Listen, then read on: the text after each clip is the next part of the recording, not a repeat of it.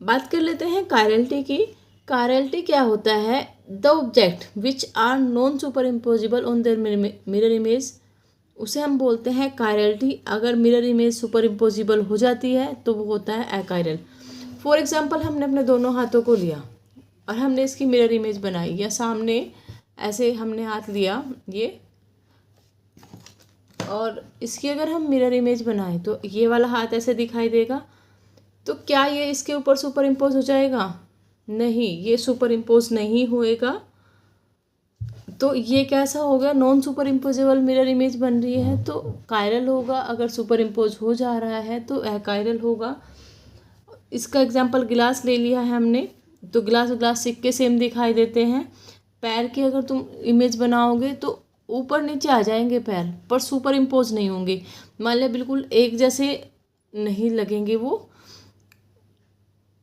अभी छोटे बच्चे का हाथ होते हैं, हम आपको दिखाते आसानी से। जैसे हमने ये हाथ लिया और इस हाथ को अगर हम शीशे में देखेंगे तो ये वाला हिस्सा, इधर का बैक वाला हिस्सा हमें ऐसे दिखाई देगा, ऐसे।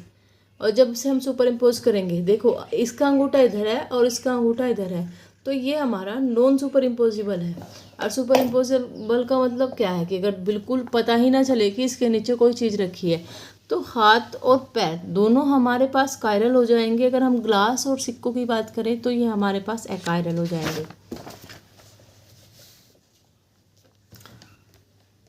उसके बाद बात करते हैं एनांचोमर्स की। जो स्टीरियो आइसोमर्स होते हैं, रिलेटेड होते हैं नॉन सुपर मिरर इम्पोज से, यानी कि दो आइसोमर्स बनेंगे जो आपस में सुपर इम्पोज नहीं होने के, उन्हें हम बोलते हैं एनांचोमर्स। एनांचोमर्स आइडेंटिकल प्रॉपर्टीज़ देते हैं, फिजिकल प्रॉपर्टीज़ तो आइडेंटिकल देते हैं, बट इनका मेल्टिंग और बॉइलिंग पॉइंट और रिफ्रैक्टिव इंडेक्स ये सेम होता है। पर क्या है कि ये जब रोटेशन किया जाता है प्लेन पोलराइज लाइट से, तो इनका रोटेशन डिफरेंट होगा। एक एनांचोमर डेक्स्ट्रो रोटेटरी होगा और दूसरा एनांचोमर कैसा होगा? लियो रोटरी होगा।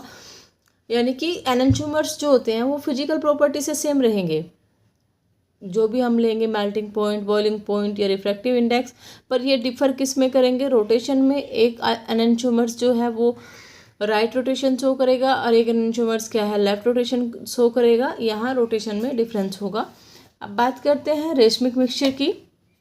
रेशमिक मिक्सचर या रेशमिक मॉडिफिकेशन, जो मिक्सचर होता है दो एनांचोमर्स का इक्वल प्रोपोर्शन में, जिसका जीरो रोटेशन हो। At the rotation due to the one isomers will be cancel. मान लिया एक मिक्सचर लिया हमने एनांचोमर का, दो एनांचोमर्स हैं हमारे पास, इनका मिक्सचर लिया हमने, ए और बी, दो एनांचोमर का मिक्सचर लिया। इसने कोई रोटेशन दिया, इसने कोई रोटेशन दिया। यदि ये रोटेशन देता है तो ये कैंसिल कर देता है, अगर ये रोटेशन देता है तो ये कैंसिल कर देता है। यानी कि जिनका जीरो रोटेशन हो ऑप्टिकल और उनका हम दो एनांचोमर का इक्वल प्रोपोर्शन में, यानी कि बिल्कुल एक मात्रा में मिक्सचर बनाए, उसे हम बोलते हैं रेशमिक मिक्सचर या रेशमिक मॉडिफिकेशन।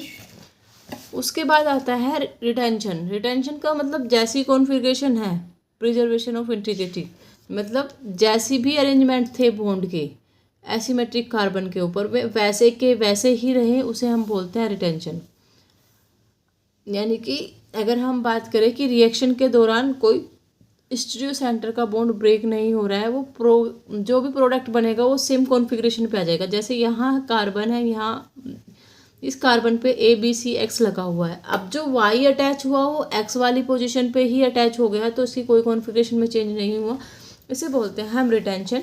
उसके बाद आ जाता है इन्वर्जन। इन्वर्जन क्या होता है? इसमें क्या होता है, मान लिया हमने रिएक्शन कराई, रिएक्शन करवाने के बाद इसकी कॉन्फ़िगरेशन चेंज हो जाती है। जैसे हमने ये छाता लिया, ये छाता है, ऐसा था रिएक्शन से पहले, ये रिएक्टेंट था। अब जब हम प्रोडक्ट बनाएंगे, प्रोडक्ट कैसा बनेगा? छाता उल्टा कर दें हम, यानी कि जो फंक्शनल ग्रुप था वो जस्ट अपोजिट साइड में लगे लिविंग ग्रुप के, तो उसे हम बोलते हैं इन्वर्जन ऑफ कॉन्फ़िगरेशन। यहाँ पे दे रखा है आपको एग्जांपल्स में, ये देखिए आप, यहाँ ये एग्जांपल्स दिया हुआ है CH3HC6H5Br।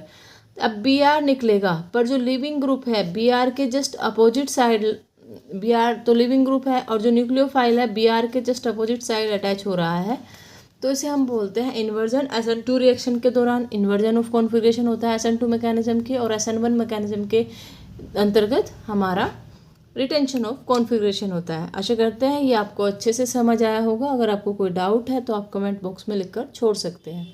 धन्यवाद।